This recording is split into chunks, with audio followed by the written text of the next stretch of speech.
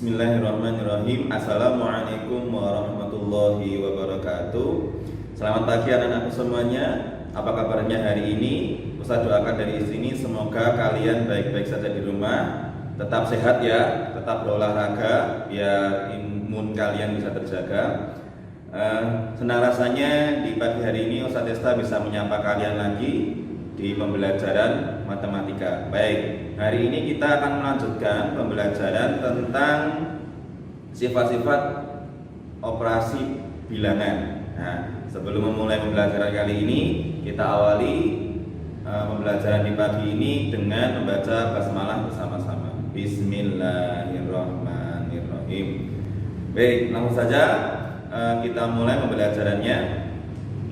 Baik, sifat-sifat operasi hitung pada bilangan. Nah, baik, operasi hitung itu adalah matematika terdapat 4 operasi hitung, ya, yaitu perkalian, kemudian pembagian, kemudian penjumlahan, kemudian pengurangan. Ya, ada 4 ini yang dalam operasi hitung matematika.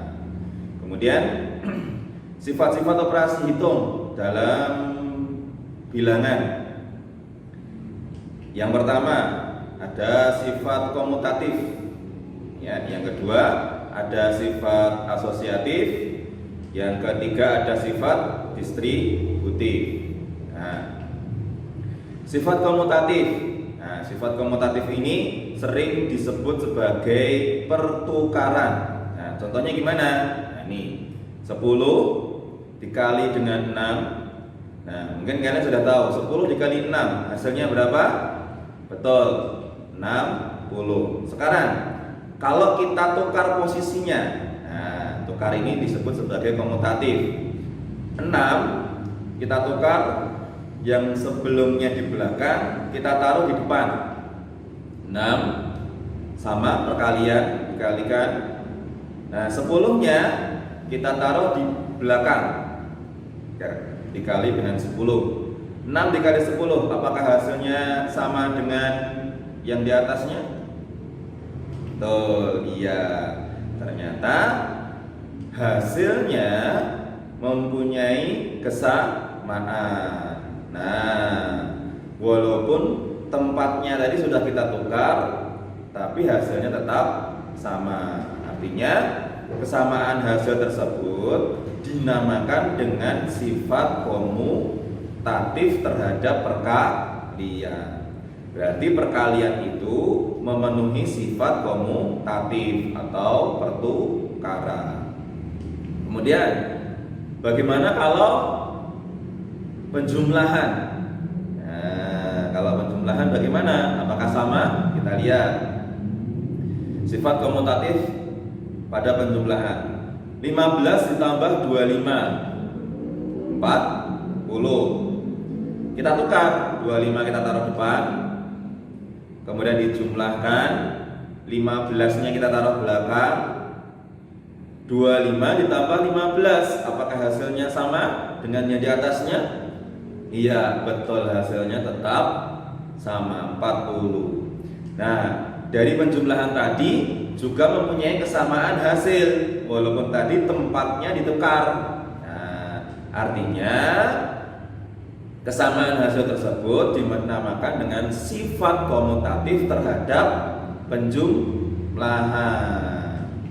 Dapat disimpulkan bahwa A plus B itu sama dengan B plus A, dan A kali B itu sama dengan B kali A, gitu ya.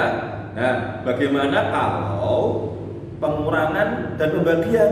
Nah, itu silahkan dibuktikan sendiri di BBD, apakah memenuhi sifat komutatif atau tidak. Nah, baik, kita lanjut ke sifat yang kedua, yaitu sifat asosiatif atau pengelompokan. Nah, contoh 15 ditambah 25 ditambah 20. Kita kelompokkan dengan cara memberi tanda kurung. Nah, Nah, kita kelompokkan dulu yang dari depan. 15 ditambah 25 ditambah 20. Di depannya diberi tanda kurung. Nah, untuk pengerjaannya tanda kurung dikerjakan dulu. Yang di dalam tanda kurung 15 ditambah 25 40. Kemudian ditambah dengan 20. 40 ditambah 20. Berapa hasilnya? Ya, betul, 60. Sekarang bagaimana kalau tanda kurungnya kita taruh yang di belakang, kita kelompokkan yang di belakang. Nah, 15 ditambah buka kurung 25 ditambah 20 tutup kurung. Yang dikerjakan yang ada di dalam tanda kurung terlebih dahulu. 15 ditambah 25 tambah 20 berapa? 45. Apakah hasilnya sama dengan yang tadi? 15 tambah 45 adalah 60. Oh, ternyata hasilnya juga sama. Kalau tadi pengerjaannya dari depan, sekarang pengerjaannya dari belakang. Nah, artinya maka berlaku buka kurung A plus B tutup kurung ditambah C sama dengan A plus buka kurung B ditambah C tutup kurung. Nah, artinya sifat asosiatif itu berlaku untuk penjumlahan. Jadi asosiatif itu terbukti pada penjumlahan atau dikelompokkan pada penjumlahan.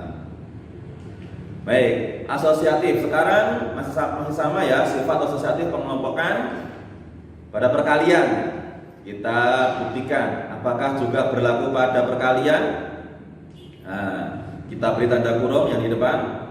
2 kali 3 di dalam kurung dikalikan dengan 4. Nah, dikalikan dulu 2 kali 3 6 dikali dengan 4. Berapa 6 kali 4? 24. Betul. Nah, sekarang kalau yang dikelompokkan yang belakang, tanda kurungnya di belakang. Kita kerjakan dulu dari belakang. Ya. 2 kali 3 dikali 4. Berapa 3 kali 4? 12. 2 kali 12 berapa? 24. Ternyata hasilnya tetap sama. Nah, artinya buka kurung A kali B tutup kurung kali C sama dengan A kali buka kurung B kali C tutup kurung. Hasilnya sama. Artinya sifat asosiatif juga berlaku untuk perkalian. Terbukti juga pada perkalian. Jadi sifat asosiatif itu berlaku untuk penjumlahan dan perkalian. Baik, kita lanjutkan sekarang sifat distributif terhadap perkalian.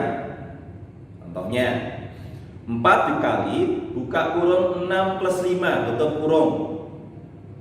Yang dikerjakan yang di dalam kurung dulu tentunya. 4 kali 6 tambah 5 11. Ya. 4 kali 11 berapa? 44. Sekarang distributif. Distributif itu artinya persebaran, ya. Kita sebarkan dulu. 4 kali 6 ditambah 4 kali 5. Ya. Apakah nanti hasilnya sama ya? Kita buktikan. 4 kali 6. 4 kali 6 24 ditambah 4 kali 5 20. Apakah hasilnya sama 44? Ya, ternyata sama. Nah, artinya 4 kali buka kurung 6 plus 5 tutup kurung sama dengan buka kurung 4 kali 6 tutup kurung ditambah buka kurung 4 dikali 5 tutup kurung. Hasilnya sama. Nah, maka berlaku A dikali buka kurung B plus C tutup kurung sama dengan A kali B plus A dikali dengan C. Semua berlaku. Nah, artinya sifat distributif perkalian ini berlaku untuk penjumlahan. Bagaimana kalau sekarang untuk pengurangan? 3 dikali 7 dikurangi 5. Ya. Kita buktikan. 3 dikali 7 kurangi 5, 2. Ya. 3 kali 2 berapa? 6. Baik, kita distribusikan dulu. 3 kali 7 dikurangi 3 dikali 5. Nah, apakah hasilnya sama nanti ya? 3 kali 7 21 dikurangi 3 dikali 5 15. 21 dikurangi 15 berapa? Betul, ternyata tetap hasilnya sama. Ya. Artinya berarti 3 dikali 7 dikurangi 5 sama dengan 3 dikali 7 dikurangi 3 dikali 5. Nah, hasilnya sama. Nah, artinya A dikali B dikurangi C sama dengan A dikali B dikurangi A dikali C. Maka sifat distributif perkalian berlaku juga untuk pengurangan. Nah, sekarang kita membahas tentang operasi hitung campuran. Jadi operasi hitung campuran, bagaimana kalau nanti operasinya itu dicampur, ya. Ini contohnya. Bagaimana kalau ada contoh soal seperti ini? 12 ditambah 40 dibagi 8 dikurangi 3 dikali 4. Bagaimana cara pengerjaannya? Apakah ditambah dulu kemudian dibagi atau dikurangi? Nah, kita sebelum masuk di situ kita akan bahas ini. Di dalam matematika itu ada aturan tentang urutan kekuatan operasi bilangan. Ya, nih 1. Yang paling kuat itu adalah tanda kurung. Jadi kalau ada tanda kurung itu didahulukan pengerjaannya.